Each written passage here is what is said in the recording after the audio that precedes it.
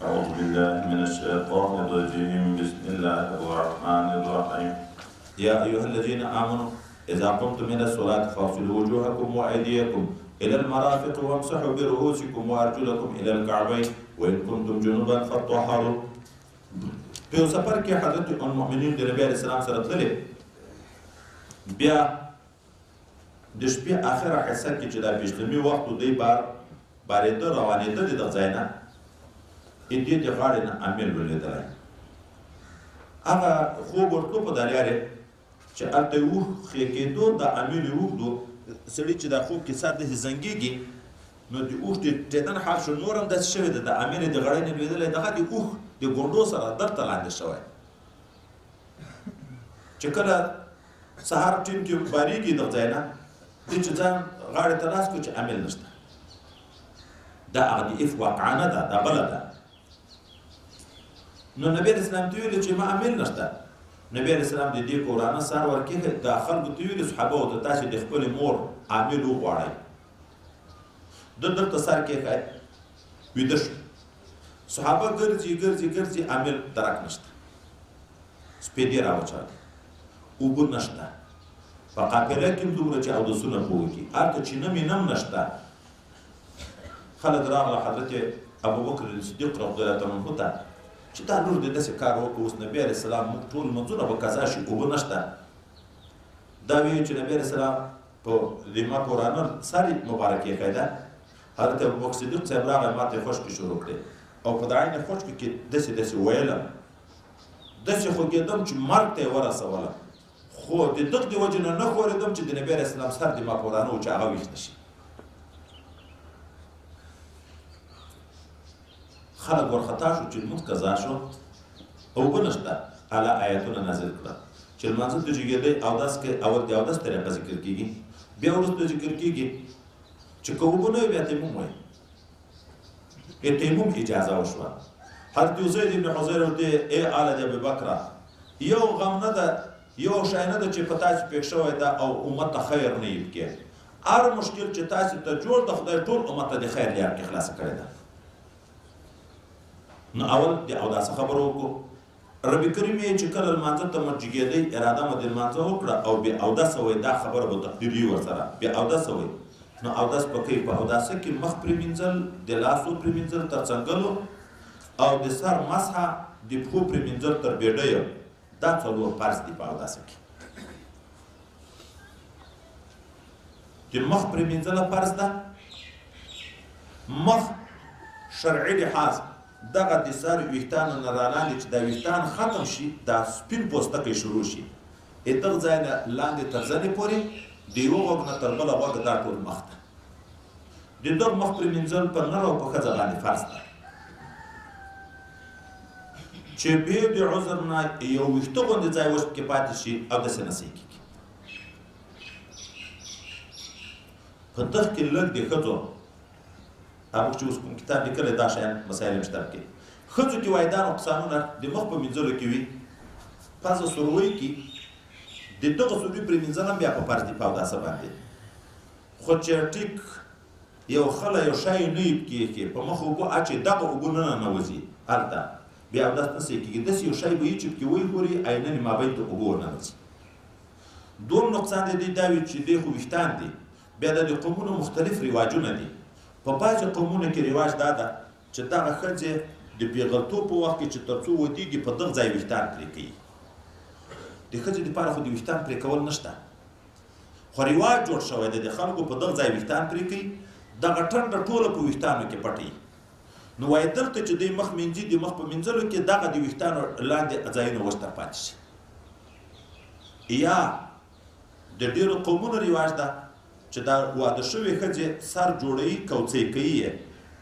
بیا دغه کوڅۍ داسې په دا ټنډه باندې نیمې په دغه خوا کې، نیمې په دغه خوا کې، او بیا اکثره دلته دغه د غوږو سره یې داسې کلک مزي پکې تېر کړي چې دغه ویښتان په دغه ځای پورې کلک وي. نو دغه د مینځلو په وخت کې وایي د ننې دغه د کوڅیو لاندې، کوڅۍ دلته په دغه سپین ځای راغلی وي، دلته دا نیمه ټنډه دلته پکې پټوي، نیمه ټنډه دلته پکې پټوي، دغه د کوڅیو لاندې ځای، دغه سپینه ټنډه یو خواته بله خواته، یا دغه ځایونه په دغو کې چې ور ځای ته پاتې شي اودس نه صحیح کېږي. دوم د لاسو پرېمینځل فرض دي. دا لاس د دغه نوک د سر نه نیولې دغه څنګل به هم چې مینځې 2 ګوتې به تر دغه نه پورته وي تر دغه ځایه پورې پرېمینځل دا فرض دي.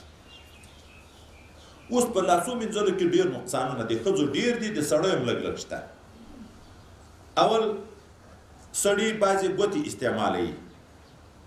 دغه د اوداسه په وخت کې ګوتې اکثرو خلکو داسې چې په ګوته کې دومره تنګ وي چې په زور یې کش کوي نه کش کېږي. دغه ګوته بې ځایه نه کړي د اوداسه په وخت کې د ګوتې لاندې ځای د ویښته غوندې چې وچ پاتې شو اوداسه نه صحیح کېږي. که غسل یې کوو غسل یې نه صحیح کېږي. ګړۍ په لاس وي نن سبا اکثره ګړۍ اوبه نه تېروي د دغو سره اودس کوي. دغه ګړۍ بې ځایه نه کړي دا د ګړۍ لاندې ځایو کې وچ ځای تر پاتې شي چې د ویښته غوندې ځای وچ پاتې شو اوداسه نه صحیح کېږي. خو د ښځو د لاسو په مینځلو کې ډېر نقصانونه دي ځکه د ښځو مسایل هم بیانوو چې خو په موږ او تاسې حق لري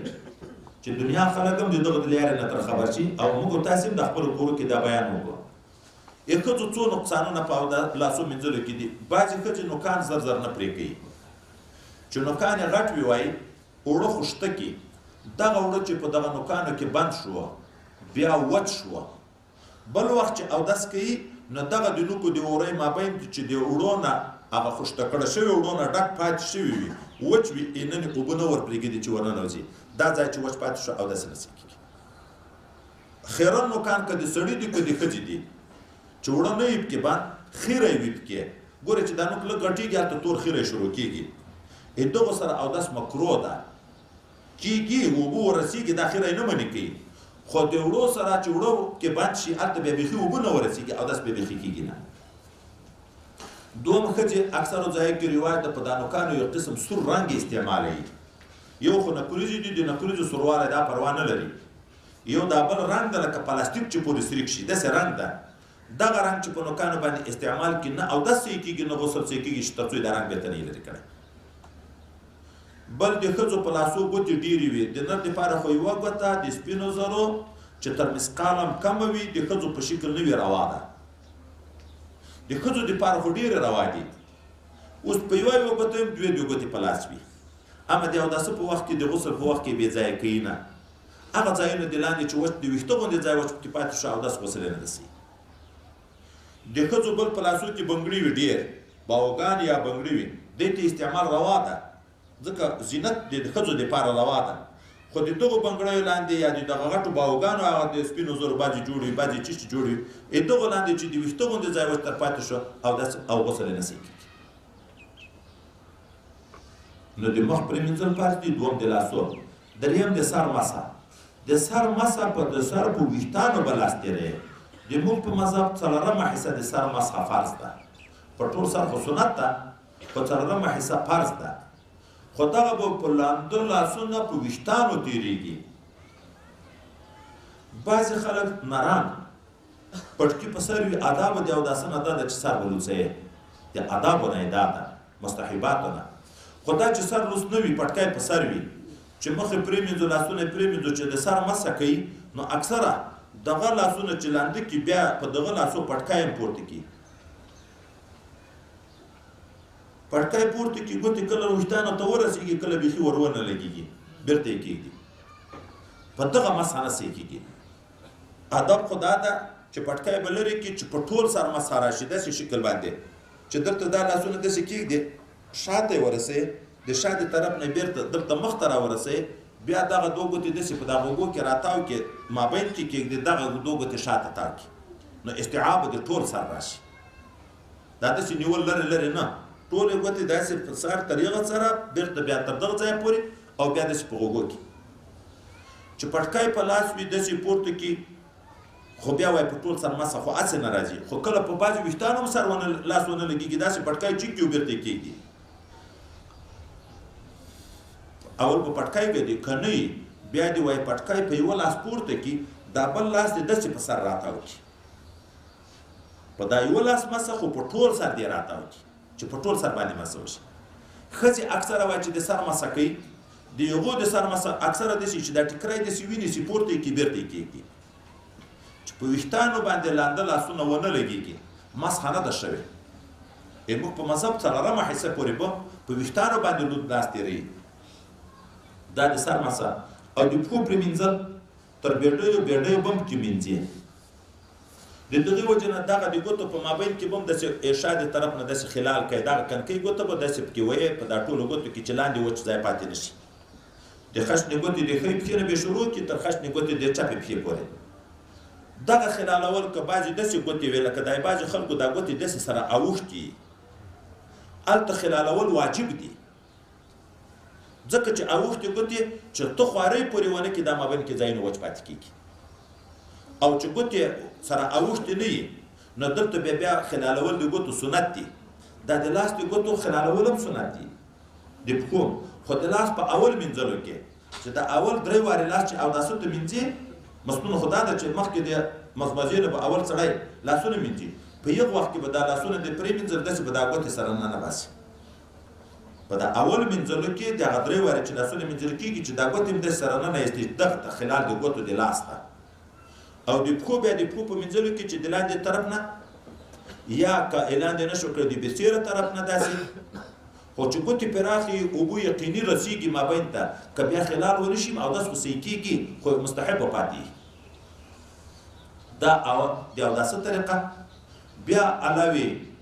که جنوبان وی و ان کنتم جنوبا فطهروا، که جنوب وی بیا خو به ښه پاکي کوي، صيغه د مبالغې ده، ښه پاکي. نو په غسل کې 2 شیان نور هم فرض دي چې په اوداسه کې نه دي فرض. په اوداسه کې د خولې باندې اوبه تېرول، په پزه اوبه تېرول سنت دي، خو په غسل کې 3 فرض دي: د خولې مینځل، د پزې مینځل، د ټول بدن مینځل. ځکه دا خوله هم کله ښکاره کله پټه، نو چې مینوجه ښکاره یي هغه به هم پرې مینځي. پزه هم داسې چې کې اسپنګمې لیدل کېږي مینوجه ښکاره مینوجه پټې. خو اوبه په خوله کې چې غسل کوي سړی اوبه به غرغړه کوي چې ستوني ته ورسېږي، خو چې روژه نه وي. چې روژه یې خوله به ډکوي بېرته به یې توکوي، ستوني ته به یې نه رسېږي. او پزه باندې اوبه چې پرې مینځي استنشاق پورته د هوا سره کش کول، د پزې په زور دغه استنشاق چې د پزې په زور کش کې دغه اډوکې ته اوبه ورسېږي. دا سپنمې چې دا داسې کلکېږي د دغو پرې مینځل فرض دي په غسل کې. حتی که په سپنمو کې د ویښته غوندې ځای وچ پاتې شي غسل یې نه صحیح کېږي. دا به وایي داسې پورته کش کوي، دا پورته کش کول استنشاق بېرته سړول په چپ لاس باندې دغه ته استنثار وایي. دا خو دواړه په اوداسه کې سنت دي، خو دا استنشاق په غسل کې فرض ده چې پورته به کش کوي چې دغه اډوکې ته ورسېږي. ډېر خلک په غسل کې هم صرف دا اوبه راواخلي درته پزې ته یې ونیسي، پورته کش کول نه وي. د ښځو کله عین په دغه حال کې ټیک په پزه باندې چې کلکه یې بیا پزه ورسره خوږېږي هغه نه یې لرې کړی، نو پورته کش کول او بېرته سړول نه وي. او ټول بدن پرې مینځل، ټول بدن پرې مینځل. په غسل کې ټول بدن پرې مینځل، خو په ټول بدن کې په اوداسه او په غسل کې د نر او د ښځې لږ فرق شته. مخ پرې مینځل فرض دي په اوداسه کې په نر او ښځه، خو که د نر ګیره د نر دپاره د ګیرې حکم ده، ګیره دومره ګڼه وه چې نن پوستکی نه لیدی کېدو، اوبو رسولو کې حرج و تکلیف و،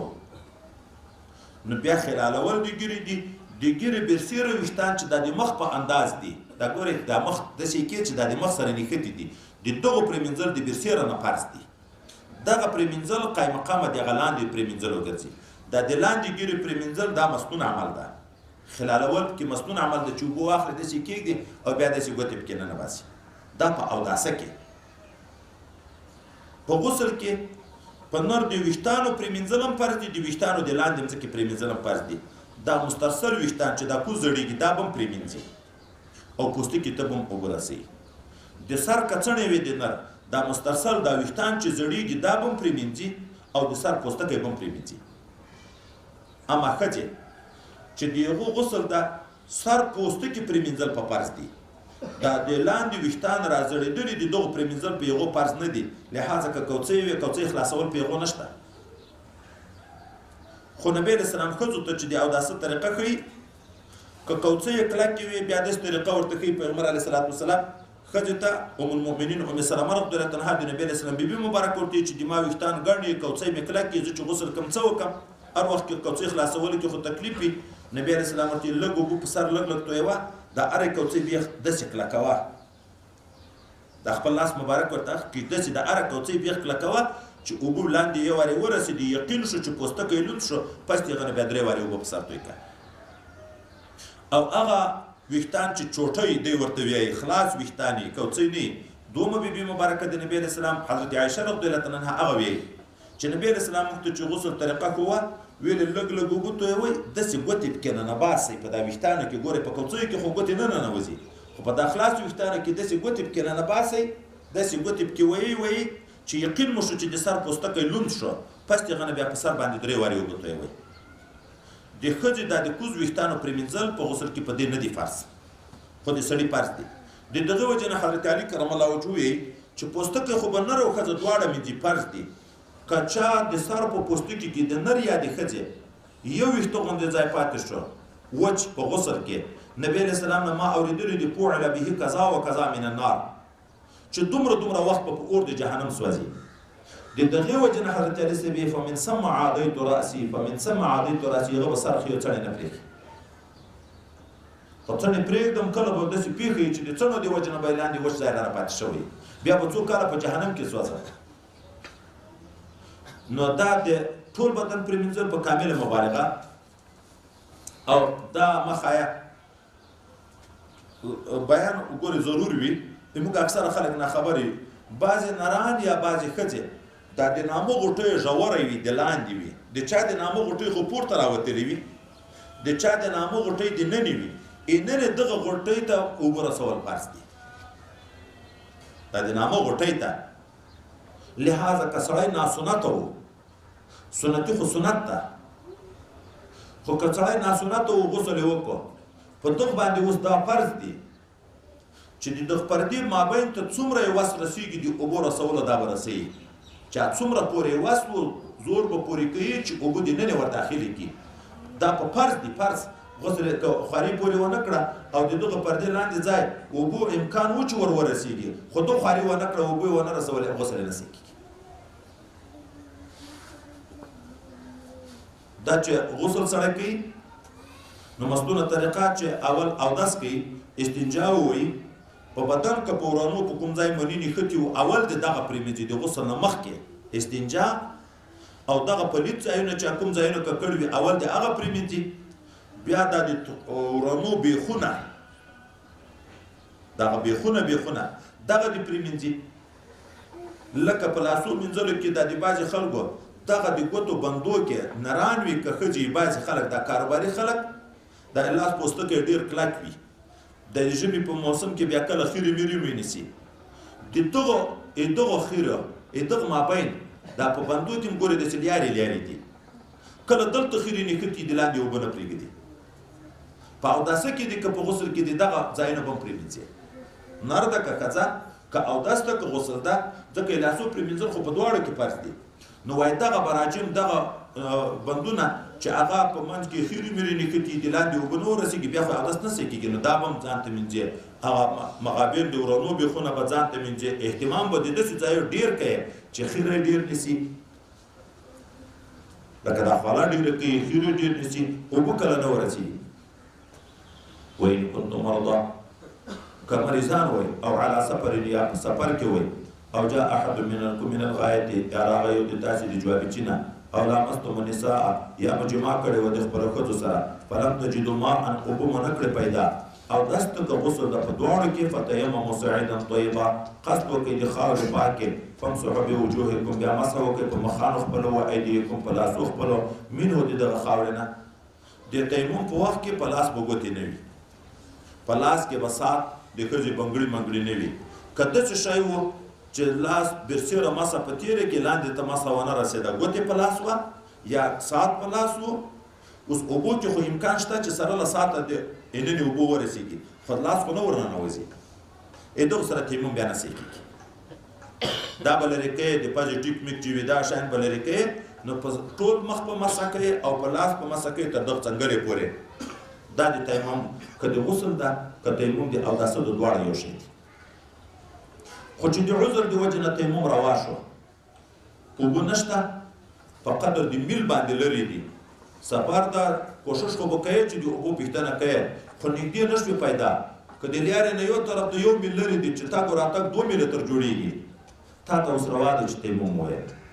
چې تیمم دې ووایه په دغه تیمامه فرض هم کړی شي، سنت هم کړی شي، نفل هم کړی شي، قضایي هم کړی شي، وختي هم کړی شي، ټول کړی شي. خو لمونځ دې وشو هر څه، بیا روان شو په سفر. اوس نن سبا مثلا په 12 نه زوال شروع کېږي، خو ماسپښین وخت ډېر اوږد ده. تا تیمم ووایه په 12 نیمې یا په 1 بجه باندې لمونځ دې وکړه، فرض و نفل و قضایي وختي دا دې وکړه، بیا دې بیا روان شوې، تلې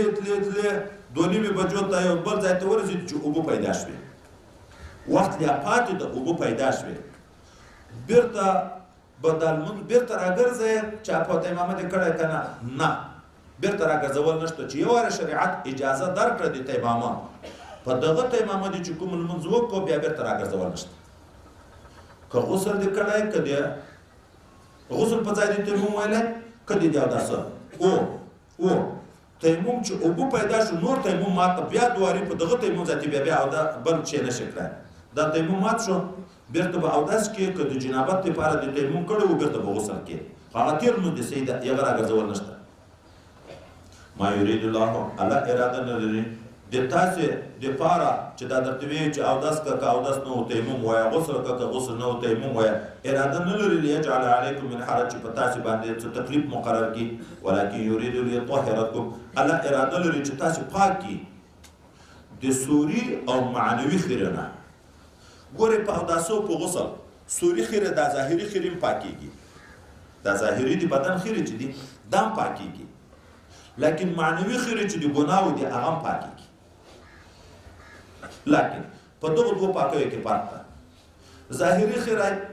په اوداسو په غسل پاکېږي، که ته یې په سنت طریقه وکړې که یا نه وکړې، مجلس هم کې اوداس هم کې، نه د بسم الله ورته ویلی، نه د نیت ورته وکړه، نه د قبلې په طرف کېناستې، نه د اذکار وکړه، اوداس دې وکړه، اندامونه څلور دې پرېمینځل، ظاهره خیره لاړ ختم شو، لمونځ درته روا ده. غسل دې وکړو، لمونځ درته روا ده، خو ګناوې نه په معاف کېږي په داسې اوداسه، په داسې غسل معنوي پاکي نه راځي. خو که داسې اوداس دې وکړه چې په سنت طریقه و، غسل په سنت طریقه و، نو په دغه سره ګناوې هم پاکېږي. دا چې سړی اوداس کړي، اول نیت ورته وکړي د اوداسه چې د لمانځه دپاره زه د اوداس کوم، لنډ په پښتو دغومره په زړه کې چې ورته وکړي چې زه د لمانځه دپاره د اوداس کوم. بیا د ګنډې د خلاصولو د استنجا نه مخکې، د ګنډې خلاصولو نه مخکې بسم الله ووایئ، چې عورت لوند شي بیا خو بسم الله ویل ناروا دي. وروسته یې ذات استنجا وویله، د استنجا به د قبلې په طرف نه کښېني. د استنجا نه بعد دا نور اوداس چې بیا کوي، بهتره دا ده چې په جګ ځای د قبلې په طرف چې اوبه دلته نه رابادېږي په مخ ځي. بیا هر اندام چې مینځي خپل ذکر لري، که هغه نه یې زده په یاد یې نه یې، لکه نورلیزا حشیر چې رانقل کړي دي، نو صرف بسم الله ووایئ په هر اندام باندې. که هغه هم ونه وایي، خو په پټه خوله اوداس وکړي، د چا سره غږېږي نه، خلاف سنت و مکروه کارونه نه پکې کوي. په دغه اوداسو چې مخ مینځي، په دا مخ چې کومې ګناه شوي، لکه سترګې غلط نظر شوی ده، په خبرو کې خندا یا ټوکې بې ځایه شوي دي، د اخري څاڅکي د اوبو سره د مخ ټولې ګناهې خدای پاک ورته معاف کوي، صغیرې ګناهې. بیا چې لاس مینځي، په دغسې مسنونه طریقه باندې د لاس ګناهې خدای پاک معاف کوي. چې سر باندې مسح وکړي، د غوږو دي چې خبرې نامناسبه اورېدلې وي، دا خدای پاک معاف کوي. د پښو صغیرې ګناهې چې پښې مینځي، هغه خدای پاک معاف کوي. نو د ظاهري او معنوي پاکي دواړه راشي. موږ تاسې عین په اوداسه کې مجلسونه کوو، بسم الله ته هم ورپام نه ده، نیت ته هم ورپام نه ده، ځکه شیطان د موږ دښمن ده چې معنوي پاکي ته هم نه پرېږدي چې ګناوې معاف شي. حتی بعضې خلک غریبانان د جوماتو کې د استنجاو ځایونه، نن سبا خو په دغو ځای کې اکثره ځان ته لکه تشناب دروازې لري، خو په اکثرو ځایو کې خو ټیټ ځایونه وي. ما په دغو سترګو سپین ږیرې لیدلې را روانې په لیارې مجلس را شروع وي، بیا چې هغه هلته په ستونجا کښېني، دا بلې په څنګ کې کښېني، په دا ستونجا کې هم له سره غږېږي. چې عورت لوند شو د استنجا په وخت کې، د غسل په وخت کې اذکار هم ناروا دي، بسم الله ویل هم په زوره په خوله باندې ناروا ده، ذکرونه هم په خوله ناروا دي، نورې خبرې خو په طریقه اولا ناروا دي. په دغه وخت کې چې جماع کوي سړی، په دغه وخت کې چې استنجا وي او غسل کوي، چې بدن لوڅ وي، دا ملایکې د حیا د وجې نه د سړي نه مخ ګرځي لرې درېږي ته چې په دغه وخت کې دی مجلس شروع کړي ملایکې بېرته مخ راواړوي چاهې ده خبرې ولیکي نو په ده باندې لعنت وي په لوڅ عورت چې خبرې څوک کوي که د جماع په حال کې د خپلې ښځې سره وي که د استنجا په حال کې که غسل په حال کې د خدای لعنت په ولیکي نو یو نه به سړی ځان ساتي یوه بیچي په سر د قضای حاجت په سر چې سره غږېږي په تش یوه بیچي دا دلته ناستې دا دلته ناستې سړی غږېږي د ښځو غریبانانو خاصه دستور ده چې سره لاړې شي کتار شي بیا ټولې په غذا کې غږېږي دا حیا خو دا ده چې سړی ده که ښځه ده ګوښه بیځي مطمئن ځای ته بځي چې چا په ده باندې په عورت باندې سترګې ونه لګېږي نو د ادب او د قضای حاجت به بیا کله بل ځای ذکر کړو ټول علم دلته په یوه ورځ مه زده کوئ خو لیکن خبرې خو په ټولو صورتو کې منع دي ولیتم نعمته علیکم الله دا عمل کوي امر یې درته کړی چې پوره کړي نعمت خپل په تاسو باندې لعلکم تشکرون شاید چې تاسو د الله شکر وباسئ واذکروا نعمت الله علیکم یاد کړئ نعمت خدای پاک احسان او رحمت خدای پاک په تاسو باندې ومیثاقه الذي واثقكم به یاد کړئ هغه وعده محکمه دی الله تعالی چې د تاسو نه هغه محکمه وعده اخیستې د محکموالي در باندې کړې ده اذ قلتم سمعنا واطعنا کله چې تاسو وویلې چې موږ واورېده خبره دی الله تعالی او منلې ده خبره دی الله تعالی اوس نو دا وعده کلکه کوي واتقوا الله د الله نو ویریږئ ان الله علیم بذات الصدور بشک الله تعالی چې د عالم د خاوندانو د سینو باندې یا ایها الذين امنوا كونوا قوامین لله شهداء بالقسط هغه کسانو چې تاسو ایمان راوړئ اوسئ تاسو محکم ولاړ په حق باندې لپاره دی الله او اوسئ تاسو شاهدان په عدل او په انصاف سره ولا يجرمنكم شنآن قوم باعث دنه کې تاسو دښمنی دی یو قوم على ان لا تعدلوا په دې باندې چې ظلم وکړي اعدلوا انصاف کوئ هو اقرب للتقوى دا انصاف ډیر نږدې ده پرهیزګارۍ ته واتقوا الله دی الله نه وویریږئ ان الله خبیر بما تعملون الله خبردار ده په هغه څه چې تاسو کوئ ګورئ په عدل او په انصاف ودرېږئ د ځان په باب کې هم داسې نه چې یو چا یو وخت کې بد رسولی دي نن د تا قدرت ورسېدو هغه مخکینی بد په تا په دې باعث کې چې اوس ظلم کوي نن خو مې وس در باندې بار ده داسې به نه کوي او دغسې د شاهدي د ادایګي په وخت کې د دوه نفرو په منځ کې معامله او ته شاهد وي اوس د هغه یوه جانب سره د تا خفګیان راغی یا مخکې په یو وخت کې خفګیان تېر شوی و چې قاضي وغوښتې ته په دروغ شاهدي ورکوې په ناحقه باندې شاهدي ورکوې نه داسې به نه کوي وعد الله الذين امنوا وعملوا الصالحات وعده کړی ده الله تعالی دغه خلکو سره چې ایمان راوړی او عمل صالح کړی لهم د دې لپاره مغفرت او اجر عظیم او اجر ډیر لوی ده والذین کفروا او هغه کسان چې کافران شوي دي وکذبوا بآیاتنا تکذیب کړی دي موږ په آیاتو باندې اولئک اصحاب الجحیم دا خلک خاوندان د جهنم دي یا ایها الذین آمنوا اذكروا نعمت الله علیکم إذ هم قوما أن يبسطوا إليكم أيديهم فكف أيديهم عنكم واتقوا الله وعلى الله فليتوكل المؤمنون الله دې یو بل نعمت یادونه کوي د حکومت ته دغه څو سورات ذکر شوي دي د نبی علیه السلام یو د یهودو د بني قریظه او بنو نذیر د دغو سره معاهده وه په مدینه منوره کې بیا په معاهده کې دا خبره هم وه که موږ یو چا نه په خطا سره قتل وکړو دیغه خلکو دیت په موږ واوښت نو په دیت کې به تاسو کومک راسره کوئ په معاهده کې یوه خبره دا هم وه یو شان نزول ته ذکر کړی د بیر معنا واقعه چې پیښه شوه چې ډېر قاریان شهیدان کړه بیا د هغه قوم یو دوه نفره روان دي په هغو ملګرو کې چې څوک خلاص شوي وو یغه چې ولیده چې دا خو د هغه قوم دي او دغه معاهده نه وه ماته کړې خو د خیال دا و چې هغه خو هغه د معاهده ماته کړه زموږ ملګري شهیدان کړه ناڅاپه ورجې شو دا یې مړه کړه په دغه ګمان یې مړه کړه چې دا خو معاهده ماته ده وروسته چې معلوم شو دغه د دغو شاخ معاهده نه وه ماته کړې نو خو قتل خطا شو دیت راغی نبی علیه السلام ورغی یهودو ته صدیق اکبر او حضرت عمر څو ملګري یې ورسره بوتله چې موږ او تاسو خو معاهده وه په هغه دیت کې اوس تاسې کومک راسره وکړئ ده ویل صحیح ده موږ به نن اوس مشوره به وکړو چې دی نن ورته مشورې ته ذاتي وویلې نبی علیه السلام او صحابه د یو دیواله بیخ ته ناست دي د دې یو کلا دیواله چې دا سړی هم نه پرېږدي نن عجبه موقع ده که یو پهلوان سړی یوه غټه تیږه واخلي بام ته یې وخېږي دی ناسته د بام نه یې په ور وغورځي په دغه ځای به شهید چې زه دې په ته خلاص شو قصد دې دغه وکړو چې دوی پورته تیږه خېچوله جبرائیل امین راغی نبي علیه السلام ته ویل چې جګ شي دغه ځای نه شهید کېږي صحابه ناست دي نبي علیه السلام ناڅاپه جګ شو ګورئ وحی ده دی نه اوري دی جبرائیل علیه السلام نه ویني نبي علیه السلام روان شو دی دا خیال شو چې انسان ته د ضرورت لپاره به جګ شوی نبي علیه السلام وځنډېد هغه خپل لاړه کور ته چې دی پسې ورغله چې څنګه راغلی وایي داسې چل اوس دا احسان علیه دی ګوره نوره قصه خو بیا په خپل ځای کې کوو د رسول الله د شهادت اراده یې کړې وه خو خدای د دې لاسونه بند کړل نبي علیه السلام ته اډر ورکړ چې ته جګ شه دا نعمت یاد کړي یا په مکه معظمه کې د حدیبیې په صلح کې څه کسان دوی راغله پټ چې په نبي علیه السلام ناڅاپه حمله وکړي حضرت مسلمه چې د صحابه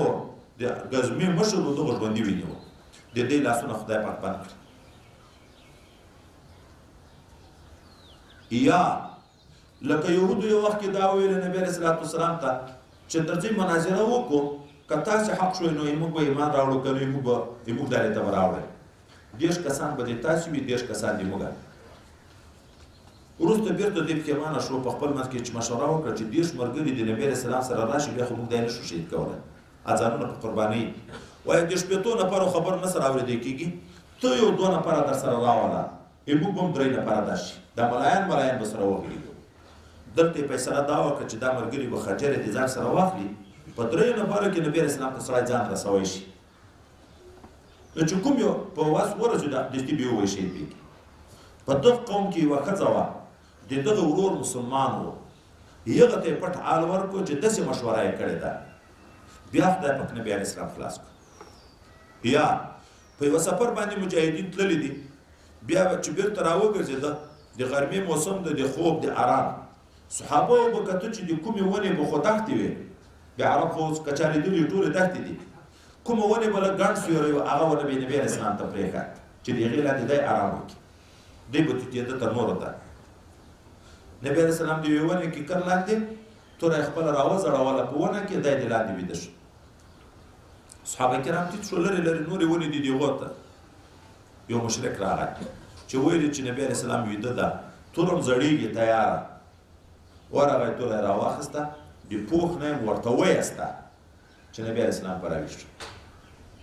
نو نبي علیه السلام ته ویل اوس به دې څوک رانه خلاص کړي ده ورته ویل الله تعالی وایي چې ده اراده د نبي علیه السلام دې ویلو کړه د شانه جبرائیل امین ووایه چې هلته ولوېده توره تر ولوېده نبي علیه السلام توره ورته راواخیسته وایي اوس به دې څوک رانه خلاص کړي وایي نه به شي څوک خلاصولی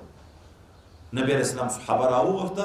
چې دغه داسې معامله وه خو بیا یې معاف کړو هغه سړي بیا وروسته اسلام راوړی اوس ګوره بیا رسول الله د کافر د لاس نه د شهادت نه بچ کړو نو الله احسان کوي مؤمنینو د الله نعمت په ځان یاد کړئ چې کله قصد وکړئ یو قوم چې اوږده کې لاسونه د تاسې په طرف باندې الله یې لاسونه بند کړه واتقوا الله د الله نه وویرېږئ وعلى الله فلیتوکل المؤمنون خاص په الله د توکل کوي مؤمنان